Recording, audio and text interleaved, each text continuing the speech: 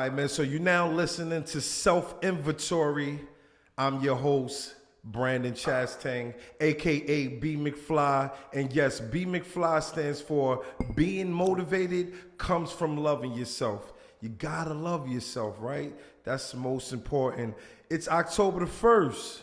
It's October the 1st. And for those who don't know, October is Breast Cancer Awareness Month.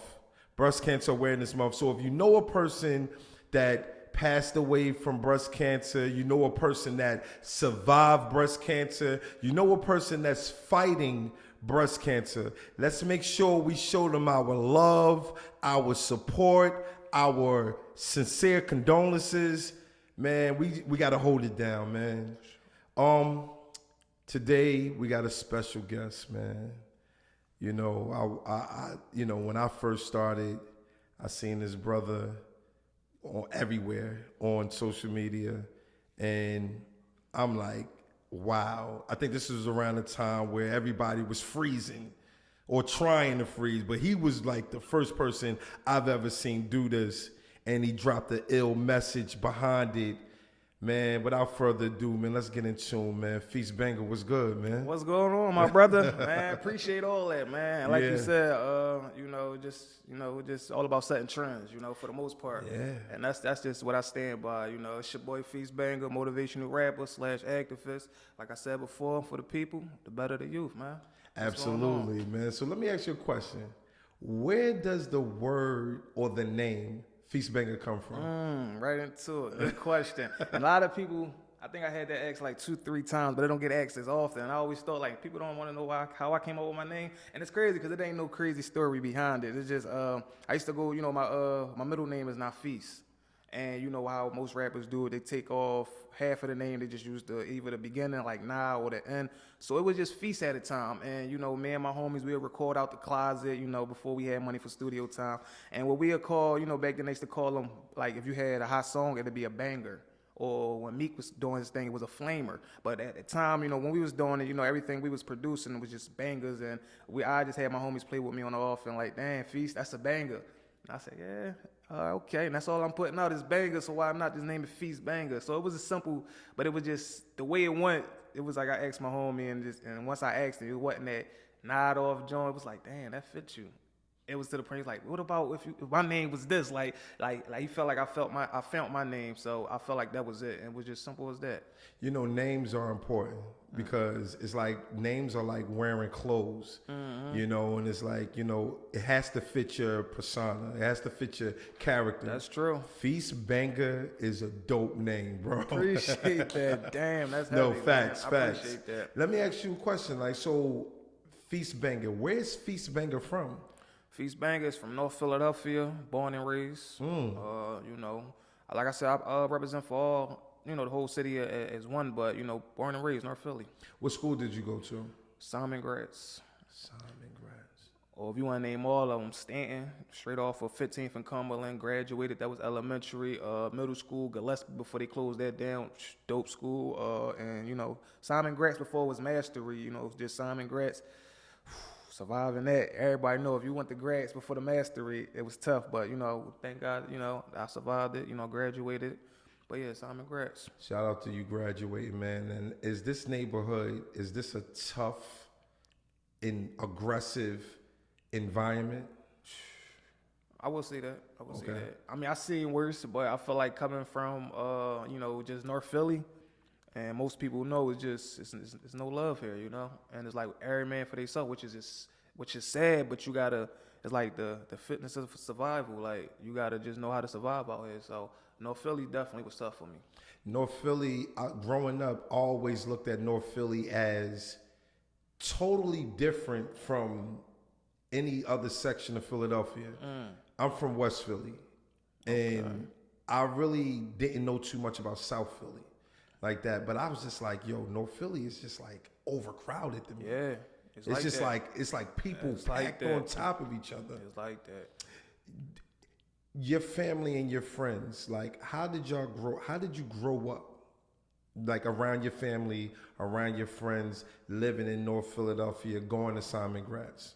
Household Big household at that, just dealing. I live with my mom, and before that was my grandmom, so that's where I get the sweetheart side, like I'm not really trying to be somebody I'm not, because anybody that been raised by their grandma, they grandma always told them how to do things the right way, so I grasped to that a little bit, but full household, three brothers, mom always was cousins around that lived with us, so just being so crowded in such a small place, just always kind of like put me in a position that I'm in now, because I always was so to myself. I was kind of like the quiet kid, so just growing up, just embracing it, just facing my fears, I feel like it made me who I am today. Now I noticed you didn't say your father. Yeah, father figure for me. Father was in and out of jail. Thank God to this day now he actually getting himself back on track. Got him a job. He doing the things honest. He living an honest life now. So I just wish he could have done that before I got older to realize what life was. But yeah, father figure not for me.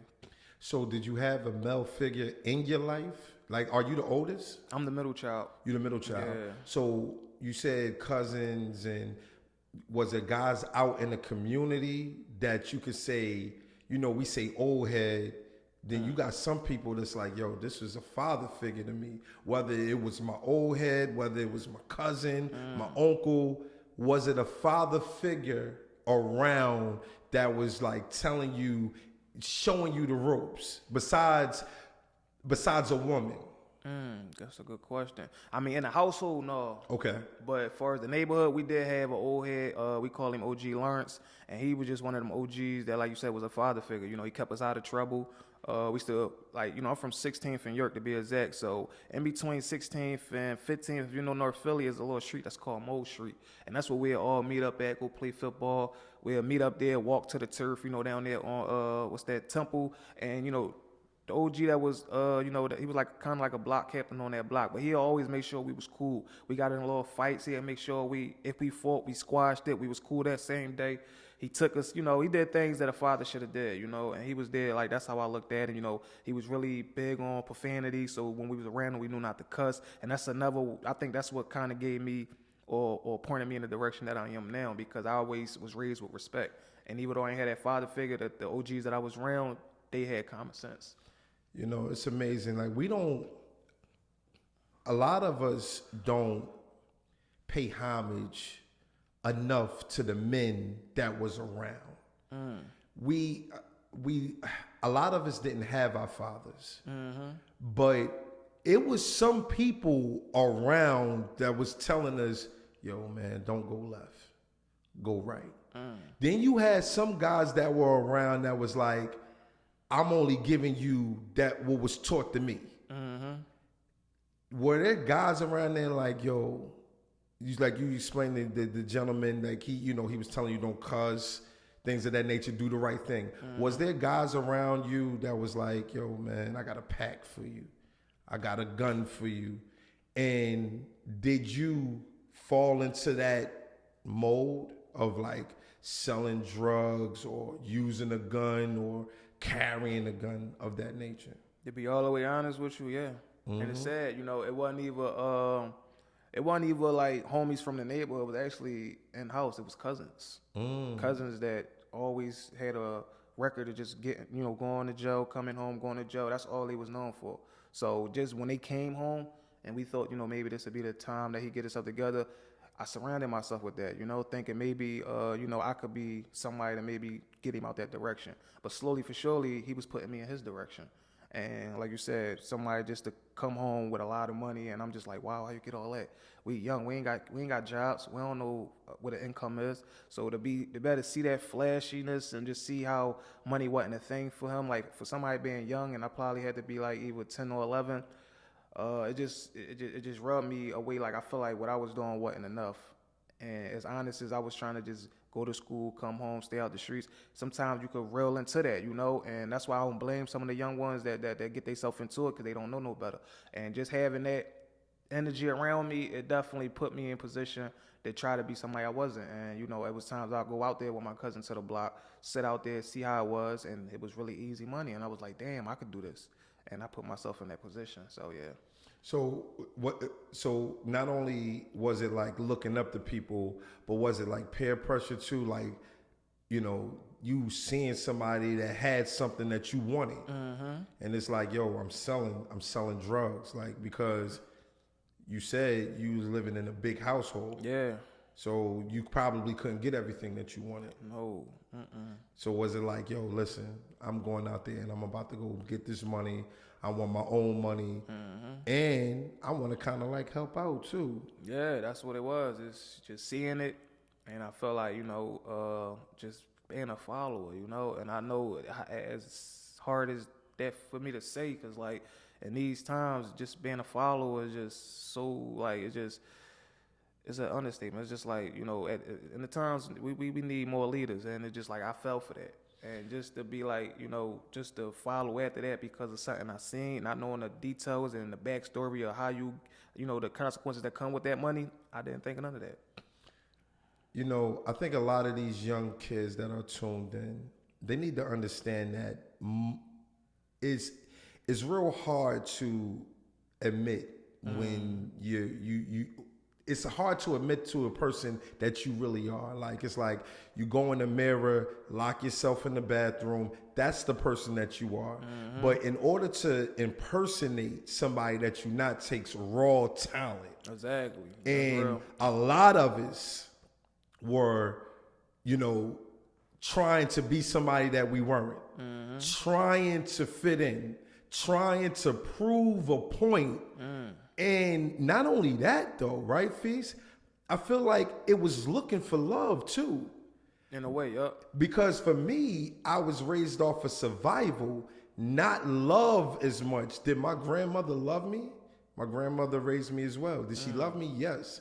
But she was teaching me more survival than showing love. Was that with you as well? Exactly. I think I could relate on that. It's because like we knew the love was there, but it was more of what to do, not to do. And it was so like pressed down on me that I got confused. Like, is I'm doing what my grandma wanted me to, what I set out to be, or is it maybe I might not never survive going that way, just being an honest kid and waiting to get out of school to get a job, to get a couple dollars, or sweeping the block for a couple dollars. Sometimes that wasn't necessary all the time, so we'd be like, well, this take too long. So watching my cousins to come around with food, platters. We had them ex-moms for that. Unless mom was ordering food, nobody got no platters, nobody got no cheesesteaks. But you come around with your own grub on your own time, and then they ain't even cooked yet. So yeah, it was like I felt like I had to survive, and I was like, damn, like if I'm gonna be, if I'm gonna do it this way, I'm gonna have to always be under. Like I'm always have to be under, and always feel like I can't support or provide for myself. So yeah, I felt like it was just a survival thing for me, and that's what really made me jump.